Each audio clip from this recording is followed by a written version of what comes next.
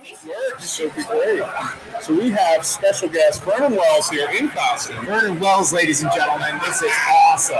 I love specialist. So we've decided, since you're in costume, we're only going to ask you questions about the movie Commando. Yeah, exactly. Yep. Because I wore this in Commando. Oh, absolutely. Yep, we remember that. You asked, I don't know. I thought I did. Where did you get in from? Well, I mean, you had a fantastic mesh shirt. As I recall. You did. Yeah, all you needed. Trouble is, though, it was pretty badly made. It took some tweak to throw a pipe at, rat shit. I mean, it will happen. Yeah, it didn't really prevent that. Yeah. Wearing a mesh shirt, motherfucker. Yeah. It was not the chainmail everybody thought it would be. Right? It's actually very funny because people keep saying to me, man, you must have been strong then because you were wearing all this chainmail. And I'm like, it was wool. Just to fuck up your whole theory. Like, what? And apparently, because I never knew where it all came from. And this English guy, because I have a club in England called for me, and about a year they have this get together, and it's like tall one, short one, fat one, skinny one. It's like, oh dear God, it's the Bennett Society. And I was talking to one of them, and I said, one day I should get one of those shirts, but I have no clue where to get them. And he said, oh, we could get them for you.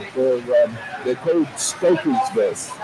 And apparently what they were is in the First, Second World War, the British ships, they had stokers, because they were stoking the coal into the furnace. And they had these merino wool vests on because when they sweat, the sweat goes into the wool, and if sparks come out when they're shoveling the coal in, they don't burn them, they go out, they're straight away basically, and it keeps them cool.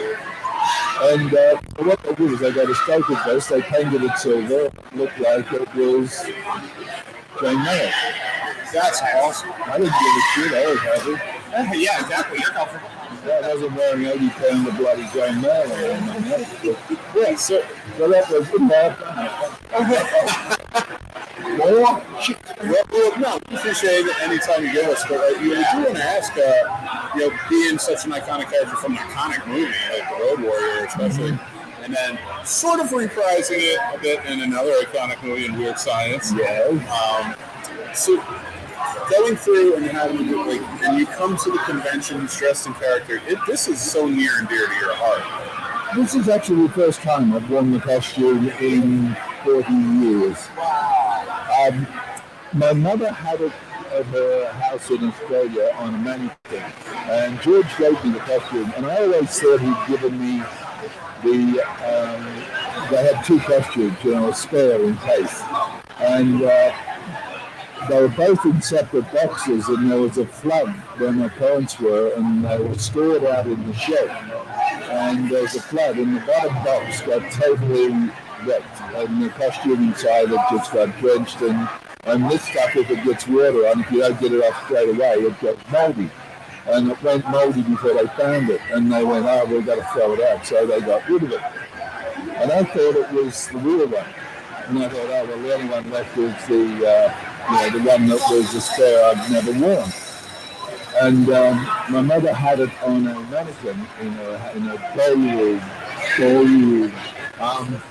And I used to say to her, you know what, I'm going to take that one day and sell it for a lot of money. And the whole thing was over my dead body, which came to pass. After my mother passed away, my brother said, you have to fucking bring back, because I'm sick of it in the house. And I went, yeah, whatever. So he packaged it up and sent it to me. And that was 3 years ago. And it arrived, and I went, oh, nice. And I put it in my storage unit. And it sat there, and I'd never opened it until a week ago. That's awesome. And I was like, do I have to?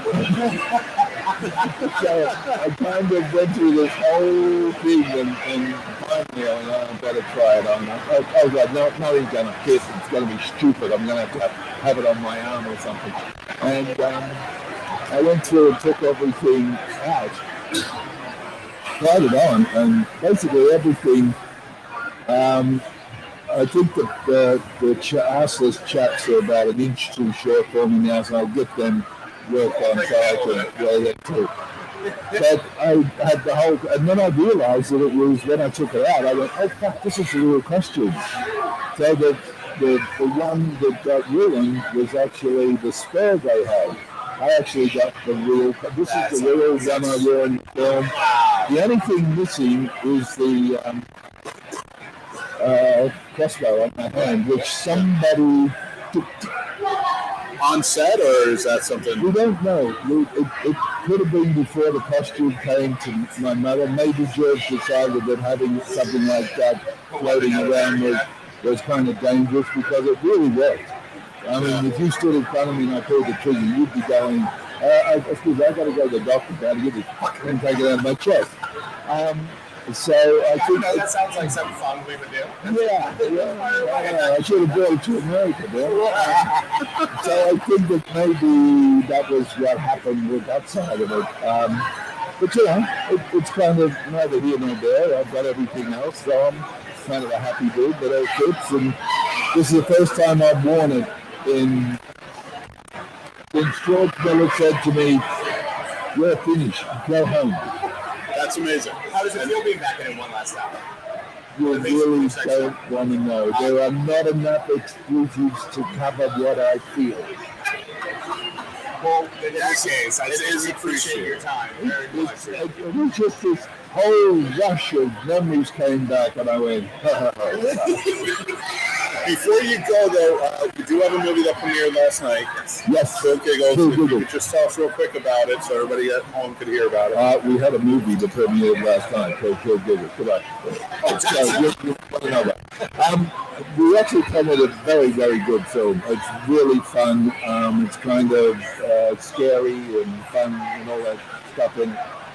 And it's just virtually quickly, without giving the whole thing away, it turns the theory of killer clowns upside down.